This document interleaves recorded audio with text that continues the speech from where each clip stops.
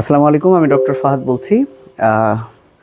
আজকে আমরা জ্যামিতিক আলোক বিজ্ঞানের 4 নাম্বার লেকচার নিয়ে হাজির হয়েছি।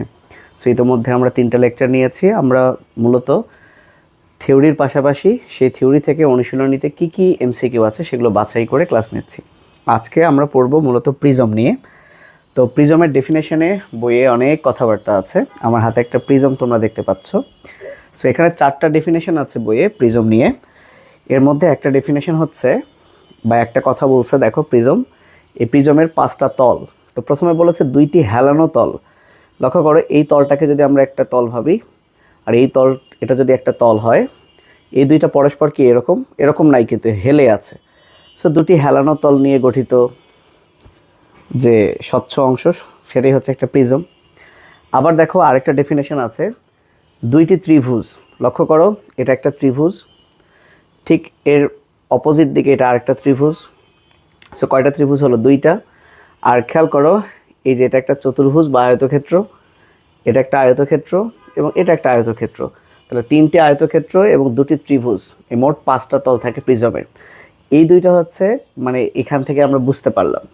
এছাড়া যদি বলে কয়টি পরস্পর ছেদি, যদি বলে কয়টি হেলানো তাহলে 2টি, কিন্তু যদি বলে কয়টি পরস্পর ছেদি তাহলে আনসার দিবা 3টি। এই 3টা ডেফিনেশনই মনে রাখো। এখন এই প্রিজমের মধ্য দিয়ে যদি আলো পাস করে, এই আলোটা যেহেতু বায়ুর মাধ্যম থেকে একটা কাঁচ মাধ্যমে ঢুকছে, সো আলোটা বেঁকে যাবে। সো এই রিলেটেড পড়াগুলোই আমরা আসলে পড়ব।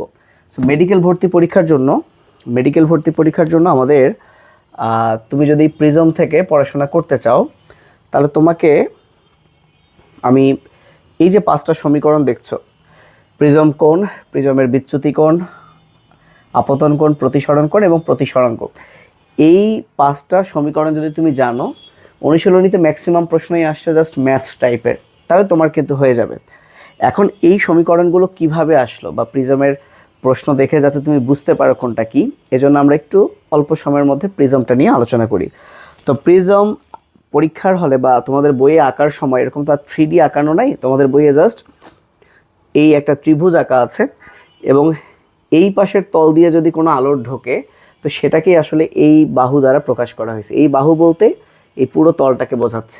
ওকে, তো আমরাও এরকম একটা ছবি এঁকে আসলে কি হয় খুব সংক্ষেপে আলোচনা করব। কেউ যদি এই কথাগুলো তোমরা জানো, তাহলে সরাসরি একটু স্কিপ করে প্রশ্ন সমাধানে যেতে পারো। কিন্তু যারা এই ব্যাপারটা আগে একটু খুব ভালো পড়ো নাই, যেহেতু শর্ট সিলেবাসে ছিল না, মেবি আমি ভুলে গেছি আসলে ছিল কি না, দেখো যদি তোমাদের দরকার হয়। তো শুরু করি। প্রথমে আমি একটা প্রিজম, তাহলে আমরা একটা ত্রিভুজ আঁকি, রাইট? মনে করো এটা একটা প্রিজম। ওকে, আমি যদি এখন চিহ্নিত করি, তাহলে এটা হচ্ছে ধরো এ, এটা বি, এটা হচ্ছে সি, এ বি সি। ঠিক আছে, আমি একটু চেক করে নিচ্ছি। আচ্ছা, এখন আসো এই এ বি সি এর উপর, এর মধ্যে এ আর বি এই তলের উপর যদি লম্বভাবে আমি একটা লম্ব টানি, লম্ব তো 90 ডিগ্রি হবে কি না জানি না, আচ্ছা লম্ব টানলাম, ধরে নাও এটা 90 ডিগ্রি। ওকে, টেনে ফেললাম। এবং আরেকটা লম্ব যদি এখান থেকে আমরা টেনে ফেলি, এই যে, এবং এই দুইটা লম্ব পরস্পর মিলিত হলো, রাইট? এখন আমরা যদি এখানে একটা কোণ তৈরি হলো, এখানে একটা কোণ তৈরি হলো, এখানে একটা কোণ তৈরি হলো।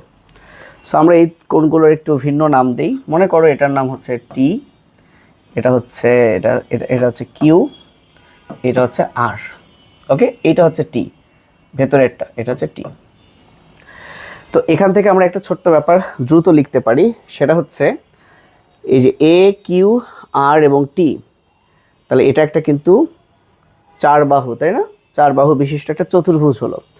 তো আমরা সকলে মেবি জানি যে চতুর্ভুজের 4 কোণের সমষ্টি হচ্ছে 360 ডিগ্রি, রাইট? তাহলে চতুর্ভুজের 4 কোণের সমষ্টি কত? 360 ডিগ্রি। তার মানে এই 4টা কোণ মানে কত হবে? 360 ডিগ্রি। এবার একটা জিনিস খেয়াল করো, এই 4টা কোণ যদি 360 ডিগ্রি হয়, তাহলে এটা যেহেতু লম্বভাবে, তাহলে এটা হচ্ছে 90 ডিগ্রি, এটাও 90, এটাও 90, এটাও 90। তার মানে এটা হচ্ছে 90 ডিগ্রি, যে কিউ যেটা সেটা কি 90 ডিগ্রি। অনুরূপভাবে আর এটা হচ্ছে 90 ডিগ্রি। তাহলে কিউ এবং আর যদি 90 হয়, 90 এবং 90 কত, 180। তাহলে 180 ওই পাশে গেলে 360 থেকে 180 বাদ গেলে কত হয়, 180।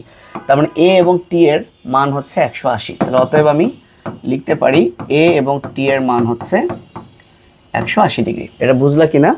যেহেতু কিউ এবং আর 180, সেটা ওখানে গেলে 360 থেকে 180 বাদ গেলে 180 থাকে। তাহলে এ এবং টি এর মান হচ্ছে কিন্তু 180। আচ্ছা, এতটুকু বোঝা গেছে কিনা? যদি যায় আপাতত এটা থাকলো। আচ্ছা, এইবার আসো, আমি একটু বারবার চেক করছি একটাই কারণে, যে এটা একটু বেঁকে যায়। কি সমস্যা তা জানি না, বেঁকে যায়। আচ্ছা, ওকে ফাইন, বেঁকে যায়। আচ্ছা, এখন যেটা আমি এই কোণগুলো এখন একটু আবার মুছে দিই, জিনিসটাকে যাতে একটু ঝকঝকা দেখায়, রাইট? এইবার এখন আসো, এই যে আমাদের এটা কি ছিল, মুছে গেছে সব, এ বি সি, আর এটা ছিল টি, এটা ছিল কিউ, এবং এটা আর, তাই না? আচ্ছা, এখন জেনে রাখো, এটা যেহেতু প্রিজম, এই এটাকে কিন্তু আমরা বলি প্রিজম কোণ। ওকে, এই এ কোণটাকে আমরা কি বলি, প্রিজম কোণ বলি। এবার তাহলে এটাকে আমি মুছে দিয়েছিলাম, মুছেই দেই। এবার একটা আলোক রশ্মিকে আমি এই এবি তলে এরকম আপতিত করলাম, তাহলে এই জিনিসটাকে আমরা বলবো আপতিত রশ্মি। ওকে, সো এটা মনে করো পিকিউ, আমরা কোনো নাম টাম দিলাম না। তো আপতিত রশ্মি, এই রশ্মিটা, এই আলোটা কোত্থেকে গেল, এই আলোটা গেল বায়ুমণ্ডল থেকে। কোথা থেকে গেল, বায়ুমণ্ডল থেকে। ওকে, দেখা যাচ্ছে কোথায় গেল, কাচের ভেতর। তো কাচ কি, ঘন মাধ্যম, বায়ু কি, হালকা মাধ্যম। তো বলা হয় যদি হালকা থেকে ঘন মাধ্যমে আলো যায়, তখন এই আলোক রশ্মিটা প্রতিসরণের পর এই যে উলম্ব রেখা, তাই না, এই উলম্ব দিকে কি বেঁকে যাবে। তার মানে এইটা এরকম সোজা না গিয়ে এই যে লম্ব বরাবর বেঁকে যাবে। তাহলে যদি বেঁকে যায়, সো বেঁকে গেল, মনে করো এখানে চলে আসলো। এরপর কি হবে, এরপর তাহলে এই যে এটা যদি হয় আপতিত রশ্মি, তাহলে এটাকে আমরা কি বলবো, প্রতিসরিত রশ্মি। আচ্ছা, এখন আমরা জানি আপতিত রশ্মি এই অভিলম্বের সাথে যে কোণ তৈরি করে তাকে বলে আপতন কোণ। সো আপতন কোণকে আমরা বলি, আপতন শব্দটার অর্থ ইনসিডেন্স, আই দিয়ে প্রকাশ করি। সো এটাকে আমরা ধরলাম I1 কেন ধরলাম, পরে আমরা আরেকটা আই পাবো তাই। আর একই রকমভাবে যে কোণটা তৈরি হলো অভিলম্বের সাথে, তাহলে প্রতিসরিত রশ্মি অভিলম্বের সাথে যে কোণটা তৈরি করলো তাকে বলা হয় প্রতিসরণ কোণ। যেহেতু প্রথম প্রতিসরণ কোণ, এটা হচ্ছে R1। এখন এই রশ্মিটা গিয়ে যখন এই তলে এসে পড়লো, এবার এখান থেকে যখন বের হবে, সে কোন মাধ্যমে যাবে, বায়ু মাধ্যমে যাবে। ওকে, তাহলে এবার ঘন মাধ্যম থেকে হালকা মাধ্যমে যাচ্ছে, তাহলে অভিলম্ব থেকে কিন্তু এবার দূরে সরে যাবে। দূরে সরে যাওয়ার কারণে এইটার ওই দিকে, অভিলম্বের দিকে না গিয়ে এদিকে সরে আসবে। ওকে, এবং এই যে রশ্মিটা বেরিয়ে গেল, এইটা অভিলম্বের সাথে তাহলে একটা কোণ তৈরি করলো। আবার এই রশ্মিটা গিয়ে এখানে আপতিত হলো, তাহলে সেটা অভিলম্বের সাথে একটা কোণ তৈরি করলো। এখন কোণটার নাম কি? তুমি যদি একটু এভাবে চিন্তা করো, এই রশ্মিটা এদিক দিয়ে আবার আপতিত হয়েছে এখানে, তারপর এখান থেকে এদিক দিয়ে প্রতিসরিত হয়েছে, তাহলে সেই হিসেবে এদিক দিয়ে চিন্তা করলে এটা হচ্ছে আপতন কোণ 2, আর এই যে প্রতিসরণ কোণ হলো এটা হচ্ছে R2। একটু এভাবে চিন্তা করো। তাহলে এইটাকে কিন্তু আমরা টি দিয়ে প্রকাশ করেছিলাম। বলো কি দিয়ে প্রকাশ করেছিলাম? টি দিয়ে। তাহলে এইবার আমরা একটা ব্যাপার শিখতে পেলাম, তাহলে I1 এটা হচ্ছে R1, এটা হচ্ছে I2, এটা হচ্ছে R2। তাহলে এখন আমরা যেটা শিখবো সেটা দেখো, তাহলে এটা একটা ত্রিভুজ হয়েছে না? চিন্তা করো তো, এই যে এই জিনিসটা একটা ত্রিভুজ হয়েছে না? তাহলে ত্রিভুজের তিন কোণের সমষ্টি আমরা কত জানি? 180 ডিগ্রি। তাহলে এখানে তিনটা কোণ কি কি আছে? R1 প্লাস R2 প্লাস কি টি। তাহলে এই তিনটার মান কি 180 ডিগ্রি না? অবশ্যই 180 ডিগ্রি। তাহলে দেখো তো, এই তিন কোণ মিলে যদি 180 ডিগ্রি হয়, তাহলে এখানে 180 ডিগ্রির পরিবর্তে আমি R1 R2 এবং কি টি লিখতে পারি কিনা? তাহলে আমি R1 প্লাস R2, কোণ চিহ্ন আর দিচ্ছি না, প্লাস টি লিখতে পারি কিনা? অবশ্যই পারি। এইবার যদি আমি এই টি কেটে দিই, টি কেটে দিলে আসলে থাকতেছে কি? তাহলে আমি এখানেই লিখি, জায়গা বেঁচে যাবে। টি কেটে দিলে থাকতেছে কি? থাকতেছে A is equal two R1 plus R2। এবং দেখো আমরা যে আজকে এই সমীকরণগুলোর কথা বলছি এর মধ্যে এইটা কিন্তু হয়ে গেল। সো এ হচ্ছে প্রিজম কোণ, angle of prism, A is equal two হচ্ছে R1 প্লাস R2। ওকে, আচ্ছা তাহলে একটা আমরা কিন্তু পেয়ে গেলাম। তাহলে আমরা এই যে জিনিসটুকুকে আর একবার মুছে ফেলি, আর একটু সহজ করার জন্য মুছে ফেলি। আমাদের অলরেডি জানা আছে যে এটা R1, এটা হচ্ছে R2, এটা হচ্ছে নির্গত রশ্মি। এখন আমরা যেটা শিখব সেটা হচ্ছে, একটু দেখো, আমরা এখন শিখব প্রিজমের বিচ্যুতি কোণ। সো বিচ্যুতি শব্দটার অর্থ হচ্ছে ডেভিয়েশন। সো ডেভিয়েশনের ডি থেকে এটাকে আমরা ডেল্টা দিয়ে প্রকাশ করি। এখন এই ডেভিয়েশন ডেল্টা মানে কি, বা ডেল্টার সমীকরণ এটা কেমন করে হলো সেটা যদি আমরা একটু দ্রুত দেখাই। খেয়াল করো তো, এই যে আপতিত রশ্মিটা এটা তো এদিক দিয়ে যাওয়ার কথা ছিল, কিন্তু সেটা তা না গিয়ে মাধ্যমের কারণে কি বেঁকে গেছে, তাই না? আচ্ছা, সো মনে করো এটা এই দিক দিয়েই গেল, এটা এই দিক দিয়েই গেল, তাহলে এরকম হইতো। এখন যদি আমরা এই যে নির্গত রশ্মি এটাকেও আমরা পেছন দিকে বর্ধিত করি, তাহলে খেয়াল করো এই আপতিত রশ্মিকে সামন দিকে বর্ধিত করলাম, নির্গত রশ্মিকেও পেছন দিকে বর্ধিত করলাম, তাহলে এইখানে একটা কোণ তৈরি হলো। লক্ষ্য করো এই রশ্মিটা কিন্তু এদিক দিয়ে যাওয়ার কথা ছিল, কিন্তু সে কিন্তু এদিক দিয়ে না গিয়ে এই রশ্মিটাই কিন্তু ফাইনালি এদিক দিয়ে বেরিয়ে গেছে। তার মানে এদিক দিয়ে যাওয়ার কথা ছিল, বেরিয়ে গেছে এদিক দিয়ে, তারপর এই জায়গাটুকুই কিন্তু বিচ্যুত হয়েছে না। তাই এই জিনিসটার নামই হচ্ছে বিচ্যুতি কোণ বা ডেল্টা। এখন আমরা এই বিচ্যুতি কোণের মান কত সেটা বের করব। এখন তোমরা সেই ছোটবেলায় একটা উপপাদ্য শিখেছো, সেটা উপপাদ্যটা ব্যাখ্যা করার জন্য একটা জিনিস লক্ষ্য করো, এইটা একটা ত্রিভুজ হয়েছে কিনা। তাহলে এইটা যদি ত্রিভুজ হয়, ত্রিভুজের এই কোণগুলোকে আমরা বলি অন্তস্থ কোণ, আর ত্রিভুজের বাইরের এই কোণটাকে আমরা বলি বহিস্থ কোণ। এবং একটা উপপাদ্য পড়ছো যে ত্রিভুজের এই বহিস্থ কোণটা হলো বিপরীত যে দুইটা অন্তস্থ কোণ হচ্ছে তার সমান, অর্থাৎ এই দুইটার সমান।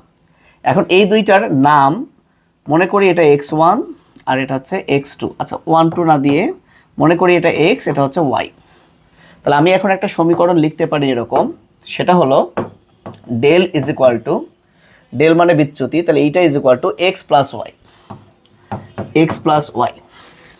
বলো লিখতে পারি কিনা? অর্থাৎ ডেল ইজ ইকুয়াল টু মানে যে বিচ্যুতি is equal to delta is X plus Y.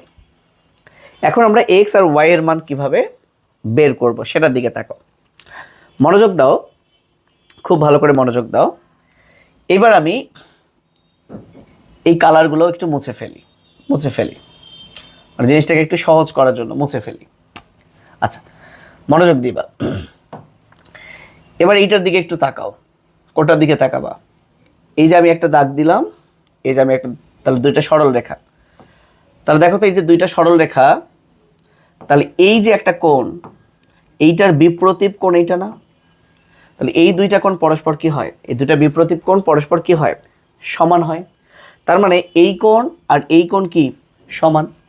এখন খেয়াল করো তো এই যে কোণটা, এই কোণটা কত ডিগ্রি সেটা আমাদেরকে এখন বের করতে হবে। আচ্ছা তার আগে একটা কথা বলি, এইটা কি ছিল একটু আগে x, এটা কি ছিল একটু আগে R1।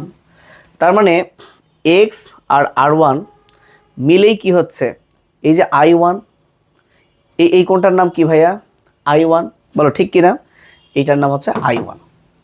তাহলে আমরা x সমান কি লিখতে পারি, I1, R1 যদি ওপাশে চলে যায় মাইনাস R1, মানে একবারে আমি এখানে জটিলতা অ্যাভয়েড করছি। আবার বলি x plus R1 is equal to I1 না, কারণ এই কোণ আর এই কোণ কি ইকুয়াল। তাহলে x plus R1 is equal two যদি I1 হয়, তাহলে x এর মান কত, I1 মাইনাস R1। তাহলে আমি যদি x এর মান লিখি I1 মাইনাস R1, বুঝতে পারছো? একই রকমভাবে তুমি যদি এইখানে চিন্তা করো, এইখানে, তাহলে এইটা আর এইটা সমান, এটা ছিল y, এটা ছিল R2। তাহলে y plus R2 is equal two কি I2, অ্যান্ড R2 কে যদি ওই পাশে নিয়ে যাই, তাহলে y is equal two I2 minus R2। তাহলে y is equal two I2 minus R2। ওকে, এইবার যদি আমরা I1 কি হচ্ছে I1 প্লাস I2 লিখলাম, মাইনাস করলে R1 প্লাস কি হয় R2 পেয়ে গেলাম। একটু আগেই আমরা পড়েছি R1 প্লাস R2 মানে A প্রিজম কোণ। তাহলে R1 প্লাস R2 এর জায়গায় যদি আমি এখন প্রিজম কোণ লিখে ফেলি A, তাহলে দেখো এটাই হচ্ছে delta is equal to I1 plus I2 minus A। এবং খেয়াল করো এই যে প্রিজমের বিচ্যুতি কোণ del is equal to I1 plus I2 minus A, আমরা কিন্তু সেটাও পেয়ে গেলাম। বোঝা গেছে? আচ্ছা, আশা করি বোঝা গেছে। এখন আসো প্রিজমে আপতন কোণ কত আর প্রতিসরণ কোণ কত, এইটা পড়তে গেলে আমাদেরকে এই ব্যাপারটা একটু মাথায় রাখতে হবে। ন্যূনতম বিচ্যুতি, তো ন্যূনতম বিচ্যুতি মানে সর্বনিম্ন বা সবচেয়ে কম বিচ্যুতির বেলায় এখানে একটা শর্ত আছে। শর্তটা হচ্ছে I1 ইজ ইকুয়াল টু হবে I2 এবং R1 ইজ ইকুয়াল টু হবে R2। সো এটার প্রমাণ আছে কিভাবে এটা হয়। সো আমরা এই মেডিকেল অ্যাডমিশনের জন্য এত প্রমাণে যাচ্ছি না। মনে রাখো ন্যূনতম বিচ্যুতির শর্ত হচ্ছে I1 is equal two I2 এবং R1 is equal two R2। তাহলে এবার খেয়াল করো এইটা যদি হয়ে থাকে তাহলে এবার একটু খেয়াল করো কি খেয়াল করবা। তাহলে আমরা এই যে ডেল ইজ ইকুয়াল টু যেটা পেলাম, আমি যদি এগুলো মুছে দিয়ে সেইটা একটু লিখতে চাই, কি কি পেলাম ডেল ইজ ইকুয়াল টু, তাহলে ডেল ইজ ইকুয়াল টু কি পেয়েছি I1 plus I2 minus A, এটা পেয়েছি। এখন একটু আগে পড়লাম ন্যূনতম বিচ্যুতির ক্ষেত্রে I1 আর I2 ইকুয়াল, তাহলে I2 এর জায়গায় আমি আবার I1 লিখলাম, যেহেতু ন্যূনতম বিচ্যুতির বেলায় এই দুইটা একই রকম। এখন দুইটা I1 তার মানে কি হচ্ছে 2I1, তাই না? তাহলে 2I1 কে আমি এ পাশে রাখি, 2I1 ডেলকে ও পাশে নিয়ে যাই, অথবা এটাকে এ পাশে নিয়ে আসি, তাহলে A প্লাস ডেল। দেখো তো এরকম হচ্ছে না? অবশ্যই এরকম হচ্ছে। তাহলে অতএব I1 এই আপতন কোণ কত হচ্ছে A plus del divided by 2। কিন্তু এখানে একটা ছোট্ট ভুল আছে। কেন? যেহেতু আমরা I2 কে I1 ধরছি, সেটা কার বেলায়? ন্যূনতম বিচ্যুতির বেলায়। ডেল্টা মানে হচ্ছে ডেভিয়েশন, বিচ্যুতি, আর ন্যূনতম বললে মিনিমাম ডেভিয়েশন। সো মিনিমাম এই কারণে এখানে আমরা M দিব। তাহলে যখন আমরা I2 কেও I1 ধরবো তখন এই ডেলে কিন্তু আমরা M দিব, কারণ এটাকে আমরা কি বলি? মিনিমাম ডেভিয়েশন, অর্থাৎ ন্যূনতম বিচ্যুতি। তাহলে দেখো এটাই হচ্ছে I1 এর সমীকরণ, যেইটা আমরা কিন্তু এই যে এখানে পেয়েছি। তাহলে I1 প্রিজমে আপতন কোণ I1 is equal to A plus del M divided by 2। এখন এইটা যদি তুমি পারো তাহলে খেয়াল করো তো, একটু আগে তোমরা কি পড়ছিলা? একটু আগে বলতে এই যে এইখানেই পড়ছিলা, এখান থেকে আসি A ইজ ইকুয়াল টু কি R1 প্লাস R2। এখন ন্যূনতম বিচ্যুতির বেলায় R2 মানে কি? R2 মানে R1, তাহলে অতএব A is equal two R1 plus R1, and R1 plus R1 মানে কি 2R1, তাহলে শুধু R1 মানে কি A বাই 2। তাহলে এই যে R1 মানে কি A বাই 2। তাহলে প্রিজমে প্রতিসরণ কোণ হচ্ছে R1 is equal to A by 2। Okay, and সর্বশেষ প্রিজমের প্রতিসরাঙ্ক। তাহলে প্রিজমের প্রতিসরাঙ্ক যেটা, আচ্ছা প্রতিসরাঙ্কর সূত্র তোমরা শিখেছো বা জানো, সেটা হচ্ছে mu is equal to sine I by sine R. তো sine I by sine R হলে তুমি যদি আই এর এখানে I1 লেখো, তাহলে এখানে আর এর ওখানে কি লিখবা? R1। এখন I1 এর মান কত পেলে একটু আগে? I1 এর মান পেয়েছো A plus del M divided by 2, আর R1 পেয়েছো A বাই 2। তাহলে এখন খেয়াল করো I1 এর মান যদি তুমি এখানে বসায় দাও, I1 এর মান কি A plus del M by 2, আর R1 এর মান মানে কি A বাই 2। দেখো এই জিনিসটাই কি প্রতিসরাঙ্ক, সেটাই কিন্তু এখানে বলা আছে। এই যে প্রিজমের প্রতিসরাঙ্ক, দেখো এটা বলা আছে। তার মানে ব্যাপারটা হচ্ছে এই যে এতক্ষণ যারা তোমরা ধৈর্য ধরে শুনলা, ধন্যবাদ। আর এইটা আসলে যদি তোমার মনে থাকে এই বিষয়গুলো, তাহলে তুমি সব অঙ্ক, ইভেন তুমি রুয়েট কুয়েট চুয়েটেও এই অঙ্কগুলো তুমি করতে পারবা। তো চলো এখন আমরা আমাদের মেইন পড়ায় যাই। আমরা যেহেতু এইগুলো জেনেছি, এখন আমরা প্রশ্ন সলিউশনে আসি। আমাদের প্রথম প্রশ্ন কি লেখা আছে দেখো, দুটি বর্ণের আলোক রশ্মির জন্য একটি প্রিজমের ন্যূনতম বিচ্যুতি অবস্থানে, অর্থাৎ ন্যূনতম বিচ্যুতির তাহলে তিনটা শর্ত। একটা শর্ত তো এই যে I1 is equal two I2, R1 is equal two R2। আবার এই ন্যূনতম বিচ্যুতি আমরা একটু পড়লাম, এই যে 2I1 মাইনাস A, তাই না? এই I1 এটা এ পাশে আসলে A প্লাস ডেল M, 2টা নিচে, তার মানে তিনটাই সঠিক। যদি এরকম প্রশ্ন পরীক্ষা আসার সম্ভাবনা, মানে তোমাদের তো এরকমভাবে প্রশ্ন আসবে না, তাই না? 4টা অপশন থাকবে তারপরেও। আচ্ছা 19 নাম্বার কি বলেছে দেখো, একটা প্রিজমের প্রিজম কোণ এবং ন্যূনতম বিচ্যুতি কোণ যথাক্রমে 60 ও 30। তো প্রিজম কোণ মানে এ আর ন্যূনতম বিচ্যুতি ডেল মানে 30। প্রতিসরাঙ্ক চাইছে, বাপরে। তাহলে প্রতিসরাঙ্ক মানে কি ছিল? প্রতিসরাঙ্ক মানে কি ছিল? সাইন ও আরে sine A plus del M divided by 2। A কত? 60, ডেল এম কত? 30 ডিভাইডেড বাই 2। 60 30 90 divided by 2 45। তাহলে আমরা একবারে 45 লিখলাম। আর নিচে ছিল সাইন এ বাই 2। এ কত? 60, 2 কত? 60 বাই 2, তাহলে 30। তাহলে এটা পেয়ে গেলাম। এখন 60 সাইন 45 এর মান কত? 1/√2 √2। আর সাইন 30 এর মান কত? 1/2। 2টা এখন উপরে চলে যাবে, তাহলে কি হবে? 1/√2 ইন্টু 2/1। এখন 2 মানে কি? 2 মানে 2টা √2। এখন একটা √2 একটা √2 কাটা, তাহলে আনসার হচ্ছে √2। আর √2 মানে আমরা জানি 1.41। ওকে, এবার আসো প্রিজম পদার্থের প্রতিসরাঙ্ক নির্ভর করে কার উপর? সো তোমরা যদি বই খুলো, বইয়ে দেখবা আলোর তরঙ্গ দৈর্ঘ্যের উপরও প্রতিসরাঙ্ক নির্ভর করে দেওয়া আছে, কিন্তু আনসার 2 আর 3 দিয়েছে। তো কপাল ভালো যে 4টার মধ্যে নাই, এরকম প্রশ্ন টিচাররা দিবে না আর কি, মেডিকেলে অন্তত। আচ্ছা এবার আসো, একটি সমবাহু প্রিজমের প্রতিসরাঙ্ক √2 হলে এর ন্যূনতম বিচ্যুতি কত? বাপরে। এখন সমবাহু প্রিজম মানে কি? 3টা বাহু সমান। তো এখানে প্রিজম কোণ হবে 60 ডিগ্রি, তাই না? 60 60 60 180। তাহলে সমবাহু প্রিজমের প্রিজম কোণ 60 আমরা জানি, প্রতিসরাঙ্ক দেওয়া আছে। তার মানে প্রতিসরাঙ্ক √2 = সাইন ডেল, ডেল বের করতে বলছে, এ দেওয়া আছে, তাহলে এ কত? 60 ডিগ্রি। তাহলে 60 প্লাস এ ডিভাইডেড বাই 2। আবার নিচেও আছে সাইন 60/2। কারণ 60 কীভাবে বুঝলাম? সমবাহু যেহেতু, তাহলে 60 ডিগ্রি হবে। আচ্ছা 60/2 মানে কি? 30। সাইন 30 মানে কি? সাইন 30 মানে হাফ। সাইন 30 মানে হাফ। তাহলে এই হাফ যদি এখন এই পাশে চলে আসে, আমি একটু ঘুরাই নেই, আমি sine 60 plus A divided by 2 এটাকে এই পাশে আনলাম, আর ওই পাশে √2 ইন্টু 1/2 এটাকে ও পাশে নিয়ে গেলাম। এখন আমরা তো সবাই জানি, কি জানি সবাই? আচ্ছা 2 মানে 2টা √2, 2 মানে 2টা √2, তাহলে একটা √2 একটা √2 কাটা, তাহলে থাকতেছে কি? থাকতেছে এ পাশে 1/√2। 1/√2 মানে আমরা কি জানি? 1/√2 মানে আমরা জানি সাইন 45 ডিগ্রি। Sign 45 degree. এখন এই সাইন সাইন কাটা, কেটে গেল, তাহলে তাহলে কি হলো? 2 ওখানে চলে গেল, তাহলে 45 গুণন 2 কত হয়ে গেল? 90। এখন 60 ওপাশে গেলে এ কত হয়?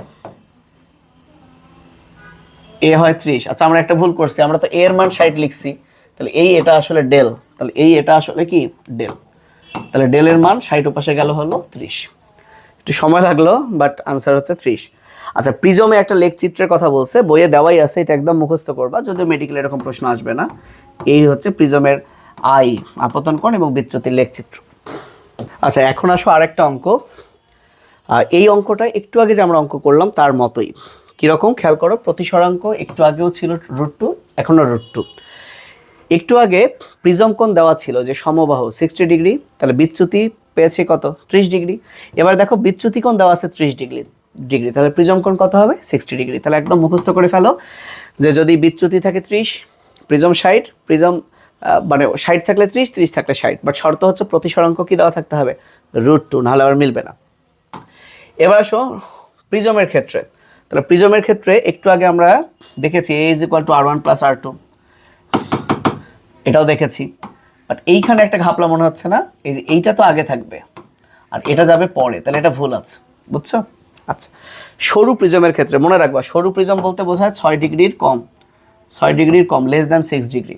ওকে, এবং সরু প্রিজমের ক্ষেত্রে একটা বিচ্যুতির পরিমাণ একদম মুখস্থ করে ফেল। কিভাবে আসলো দরকার নেই, ডেল = μ(a-1), একদম ঠাটা মুখস্থ, ঠিক আছে? আমি মানে ভুল বলছি, ডেল = a μ-1, এইটা মুখস্থ করে ফেল। তারপর আমি একটু ক্রস চেক করি, 31 নম্বর একটু চেক করে নিই, একদম মুখস্থ করে ফেলবা। জি এখন ঠিক আছে, ডেল = a μ-1 এবং সরু প্রিজম বলতে কি বোঝায়? 6 ডিগ্রির কম বোঝায়। আচ্ছা, এইটা হচ্ছে আগের ক্লাসের আমি একটু মিস করে গেছি। যদি বলো অপটিক্যাল টেলিস্কোপ, যে কোনো টেলিস্কোপের কথাই বলুক না কেন, প্রতিবিম্ব সবসময় হবে বিবর্ধিত। এটা আমি টেলিস্কোপ পড়ার সময় এই প্রশ্নটা বলি নাই। আর একটি বিবর্ধক কাচ মানে সরল অনুবীক্ষণ যন্ত্র, আর সরল মানে কি হবে, সোজা, সোজা কিন্তু বিবর্ধিত। এইটা আমি অনুবীক্ষণ যন্ত্র পড়ানোর সময় বলি নাই, তাই এই দুটো একটু আবার দেখাই দিলাম। আচ্ছা, কোনো প্রিজমের ক্ষেত্রে A60 ডেল এম ন্যূনতম বিচ্যুতি হচ্ছে 45, তাহলে প্রতি স্বরাঙ্ক কত? এইটা বুয়েটে একদম মুখস্থ করে ফেলো, 1.58 মুখস্থ করে ফেলো, 1.58। আমি একটু চেক করি, দু একটা অঙ্ক মুখস্থই করে ফেলো, তাই না? 85 আনসার খ, ঠিক আছে। আচ্ছা, কোনো মাধ্যমের প্রতি স্বরাঙ্ক কিসের উপর নির্ভর করে? এইখানে আবার আগের প্রশ্নটাতে এনারাই দিয়েছিল আলোর বর্ণের উপর নির্ভর করে, এখানে আবার আলোর বর্ণ দিয়েছে যে কিসের উপর নির্ভর করে না, আলোর বর্ণই দিয়েছে, যেহেতু দিয়েছে এটাই মুখস্থ করে ফেলো। এবার চলে আসো, 5 ডিগ্রি কোণ বিশিষ্ট একটি প্রিজমের, 5 ডিগ্রি মানে কি 6 ডিগ্রির কম, মানে এখানে সরু প্রিজম বোঝাচ্ছে। কি বোঝাচ্ছে? সরু প্রিজম। তো সরু প্রিজমের বেলা দেখো লাল নীল বর্ণের প্রতি স্বরাঙ্ক দেওয়া আছে দুইটা। তাহলে এখন বলা হয়েছে যে ওই দুই বর্ণের কৌণিক বিচ্ছুরণ কত। তো এইটার বেলা একটু অঙ্কটার দিকে একটু তাকাও। এই যে দুইটা আছে না, 1.641, তো 659 বড়টা আগে লিখলাম, আর 1.641, এই দুইটা একটু বিয়োগ করো, দেখো 1 থেকে 9 বাদ দিলে কত হয়? 8, 1, 0 এটা হয়। এইটার সাথে তুমি একটু 5 গুণ করো, 5 গুণ করো, 5 গুণ করলে কি হয়? 5 8 40, 0 হাতে 4, 5 1 5 আর 4 কত? 9, 5 0 0, তাহলে 3 ঘর আগে দশমিক, এই 0.09। তো এভাবে অ্যান্সার করবো। সো এই দুইটার বিয়োগ করে এটার সাথে গুণ করবা, এই দুইটার বিয়োগ করে এটার সাথে গুণ করবা। এবার আসো, দুই বর্ণের আলোক রশ্মির জন্য একটি প্রিজম উপাদানের প্রতি স্বরাঙ্ক। এই অঙ্কটা যদি হুবহু তুলে দেয়, অনেকেই ভুল করবে, এই দুইটা বিয়োগ করলে 0.02, এটাই আনসার দিতে পারে। সো একটু মনে রাখো যে 98, যদি এরকম দুইটার প্রতি স্বরাঙ্ক দেয়, বিচ্ছুরণ ক্ষমতা চায়, এখানে কিন্তু চাইছে বিচ্ছুরণ, আমরা বিয়োগ করে এটার সাথে গুণ করছি। আর এইখানে তুমি কি করবা? বিয়োগ করে এর সাথে 1 যোগ করবা, অর্থাৎ বিয়োগ করে 0.02 হয়, মান একটা বাড়াই দাও, 0.03 আনসার হবে। একদম মুখস্থ করে ফেলো আর কি। তারপর কি বলছে? একটি পাতলা প্রিজমের A6 বিচ্যুতি 3 প্রতি স্বরাঙ্ক কত? তাহলে প্রিজম কোণ যেহেতু 6 ডিগ্রি বলছে, তাহলে 6 ডিগ্রি বলছে, তার মানে বিচ্যুতি কোথায়? প্রতি স্বরাঙ্ক সমান আমরা কি জানি? আচ্ছা, আমরা জানি এই যে একটু আগে আমরা পড়লাম না, কোথায় পড়লাম, এটার দিকে দেখো, এই যে বিচ্যুতি is equal to A mu minus 1, তাই না? তাহলে আমরা একটু যদি লিখি, বিচ্যুতি is equal to A mu minus 1, আচ্ছা বিচ্যুতি তো ডেল। আচ্ছা, তাহলে এখন কি বলছে? A হচ্ছে 6, আচ্ছা A6 লিখলাম, বিচ্যুতি হচ্ছে 3 লিখলাম, আচ্ছা বিচ্যুতি 3 কি করছি? হ্যাঁ, এটা তো প্রতি স্বরাঙ্ক, তাহলে বিচ্যুতি 3 লিখলাম, তাহলে চাইছে মিউ কত? তাহলে এবার আসো, 3/6 is equal two mu minus 1, তাই না? আচ্ছা, মিউ মাইনাস 1কে আমরা এই পাশে আনি, তো mu minus 1 is equal two 3/6, 3/6 মানে 1/2, মাইনাস 1কে ও পাশে নিয়ে যাই, +1, তাহলে নিচে হলো 2, তাহলে কত হয়? 1 + 2 ইজ ইকুয়াল টু 3/2। ওকে, তাহলে আনসার হচ্ছে গ, 3/2। এরকম ছোট প্রশ্ন কিন্তু মেডিকেলে আসে। এটা কত নাম্বার দেখি? 99, গ, ঠিক আছে। এরকম ছোট প্রশ্ন কিন্তু মেডিকেলে আসতে পারে, ছোট সমীকরণ। চলে আসি 113। 60 ডিগ্রি প্রতিসরক কোণের একটি প্রিজমকে একটি তরলে নিমজ্জিত করলে ন্যূনতম বিচ্যুতি কোণ 30 ডিগ্রি হয়। ওই তরল সাপেক্ষে কাচের সংকট কোণ কত? আচ্ছা, সংকট কোণের বেলায় এরকম অঙ্ক তো দেখবা, দেখার সময় এই দুটো যোগ করে 2 দিয়ে ভাগ করো, 60 30 90, 2 দিয়ে ভাগ 45, এবার আনসার করে ফেলো। মিলাই নেই, 113 খ। ওকে, মানে তুমি মুখস্থই করছো, নিয়মটা আসলে বলছি না, বা সংকট কোণ কীভাবে যাচ্ছি না, মুখস্থই করছো, বাট একটু খেয়াল করো, যোগ করে 2 দিয়ে ভাগ, উত্তর চলে আসবে। কোনো মাধ্যমে আলোর বেগ এত, ওই মাধ্যমের প্রতিসরাঙ্ক কত? সো প্রতিসরাঙ্ক আলোর বেগ, আলোর অ্যাকচুয়াল বেগ কত? 3 × 10⁸, তাহলে এটা একটা কাটা, তার উত্তর হচ্ছে 3/2। ও 3/2 মানে কি? আবার 3/2 মানে 1.5। আচ্ছা, এবার আসো 116 নাম্বার। এই অঙ্কটাতে একটু ঝামেলা আছে, তোমরা চাইলে মুখস্থ করতে পারো 60, একদম মুখস্থই করে ফেলো, বাট অঙ্কটা করতে গেলে অনেক বেশি ঝামেলায় যেতে হবে। দেখে মনে হচ্ছে 2 লাইনের, কিন্তু অনেক সময় ক্ষেপণ হবে, তো এই সময় ক্ষেপণ করার দরকার নাই। টিচার যদি জানে যে আসলে এই অঙ্কটা একটু সময় লাগবে তাহলে উনি দিবেই না। আর যদি টিচার না জানে, ভাবে ছোট, তাহলে তো দিয়ে দিতে পারে। তাহলে এই যে সমবাহু কাচের প্রিজমের তলে যদি লম্বভাবে আপতিত হয় বিচ্যুতি 60 ডিগ্রি, মনে রাখো। আচ্ছা, এরকম টাইপের প্রশ্ন আসবে না, উদ্দীপক দিয়ে দিয়ে আসবে না, সেগুলো প্র্যাকটিস করারই দরকার নেই। এবার আসে লাস্ট ওয়ান, মনে হয় এটাই, সাবস্ক্রাইব। আচ্ছা, একটি প্রিজমের প্রতিসারক কোণ 60 এবং উপাদানের প্রতিসরাঙ্ক 1.48, ন্যূনতম বিচ্যুতি কত? আচ্ছা, এখন ঝামেলা হচ্ছে এই যে প্রতিসরাঙ্ক 1.48, তুমি যদি যোগটোগ করতে চাও তোমার ক্যালকুলেটর লাগবে, এখানে হাত দিয়ে টাফ। তাহলে এইটার বেলায় 128 তো ডিগ্রির একটা অঙ্ক আছে 35.46 ডিগ্রি। তাহলে 3 4 5 6 এখানে আছে, একটু মনে রাখো, 3 4 5 6 মনে রাখো, হ্যাঁ, উল্টাপাল্টা করো না।